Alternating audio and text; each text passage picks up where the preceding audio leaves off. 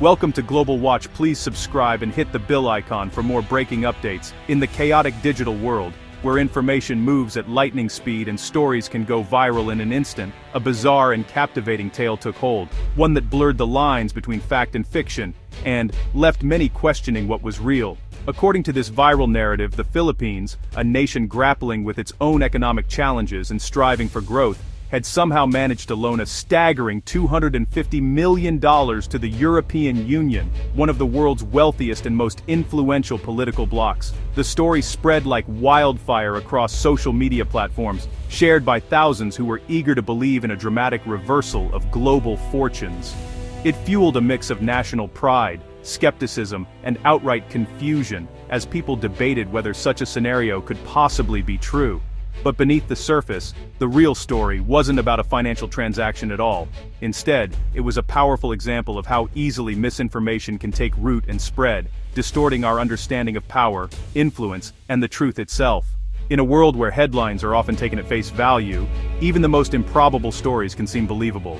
The idea of a developing nation like the Philippines bailing out a wealthy union such as the EU is undeniably compelling. It taps into hopes for a new world order and the desire to see underdogs triumph. But as intriguing as it sounds, this story is pure fiction, an internet myth with no basis in reality.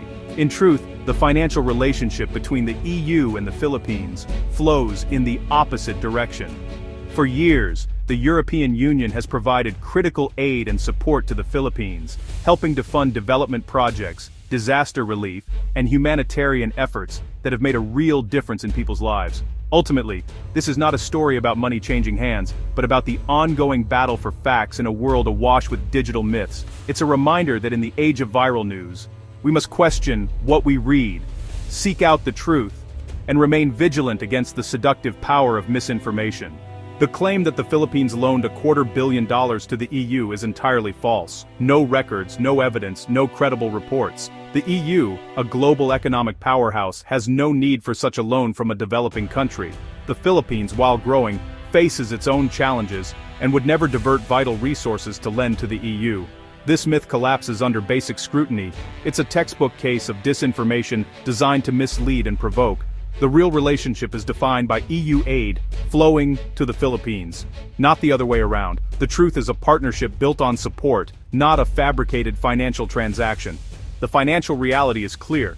Since 1996, the EU has provided over $170 million in humanitarian aid to the Philippines. This is grant aid, not a loan. Support for disaster response, conflict recovery, and building resilience. In 2025 alone, the EU allocated $6 million for disaster preparedness and emergency relief. Most of this aid targets the Philippines' greatest vulnerabilities, natural disasters and conflict in Mindanao. Nearly $25 million has gone into disaster preparedness, helping communities brace for future crises. The EU's contributions are transparent and well documented, standing in stark contrast to the baseless loan rumor. The real story is one of solidarity and sustained support. The Philippines, battered by typhoons and earthquakes, relies on rapid EU aid when disaster strikes. EU funding is channeled through trusted partners, UN agencies, the Red Cross, and NGOs to deliver food, shelter, water, and medical care. In Mindanao, where conflict and climate disasters overlap, EU projects provide emergency relief, protection, and livelihood support. This aid is a lifeline for families facing loss and instability. Beyond immediate relief, EU funding strengthens disaster preparedness, early warning systems, training, and resilient infrastructure. These investments save lives and help communities recover faster. The EU's approach is about building resilience, not just responding to crises. It's a long-term commitment to a safer, stronger Philippines. EU aid shapes the Philippines far beyond emergency relief. Economically, it helps restart local economies after disasters, preventing families from falling into poverty. Socially, it funds healthcare, education, and clean water projects, directly improving lives and reducing inequality. Politically, the EU supports democracy, human rights, and peace, especially in Mindanao, where it backs the peace process and good governance. The partnership isn't always smooth, but aid continues, driven by humanitarian need. This relationship is about more than money. It's about building a just, peaceful, and resilient society. EU support weaves through the fabric of Philippine progress. Why does the EU keep investing in the Philippines? The answer goes far beyond simple aid or financial assistance. It's about building a future where both regions can thrive together, facing global challenges as true partners. It's about solidarity, shared interests, and smart strategy.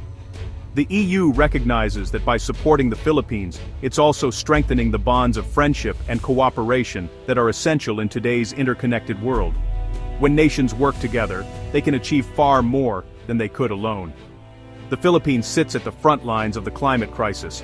Helping it adapt is both a moral duty and a way to promote regional stability.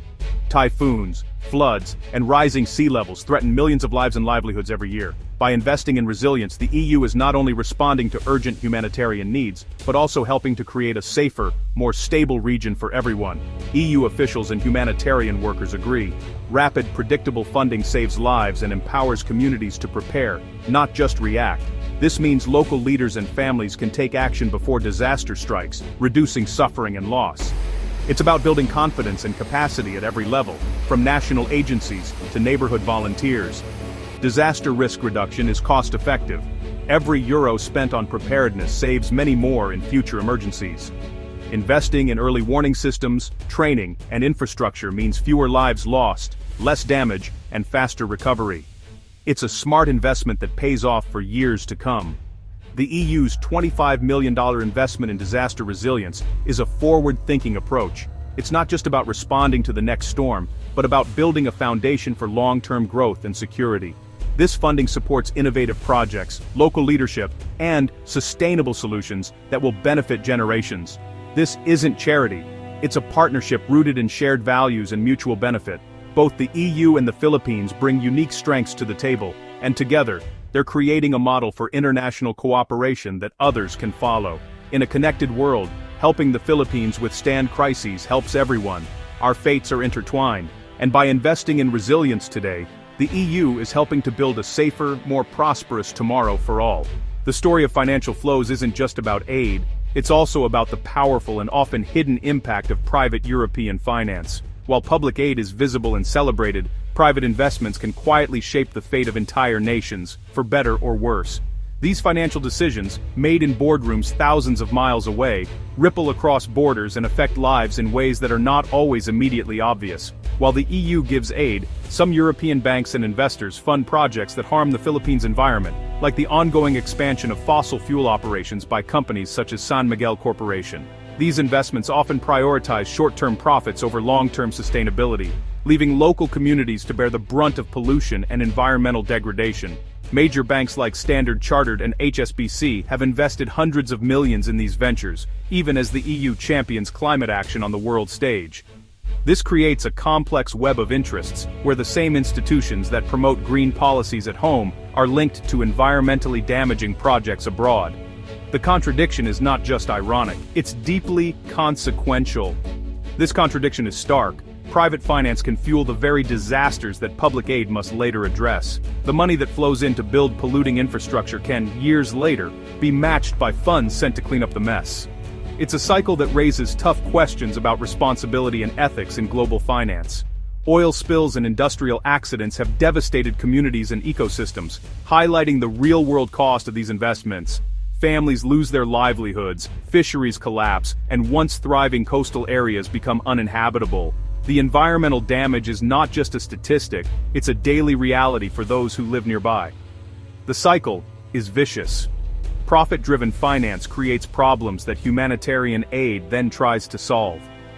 Aid workers arrive to provide relief, but the root causes often remain unaddressed, perpetuating a loop of harm and response. This dynamic makes it difficult for communities to break free from the grip of environmental and economic crises. True partnership demands accountability from both public and private sectors. Only by holding all actors responsible, governments, banks, and corporations, can we hope to align financial flows with the needs of people and the planet, and ensure that progress is not undermined by profit at any cost.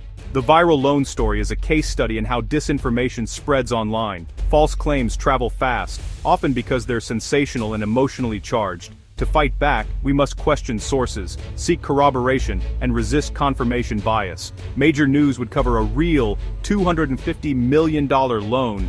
If it's only on obscure sites, it's likely false. Fact-checking and media literacy are essential skills for everyone.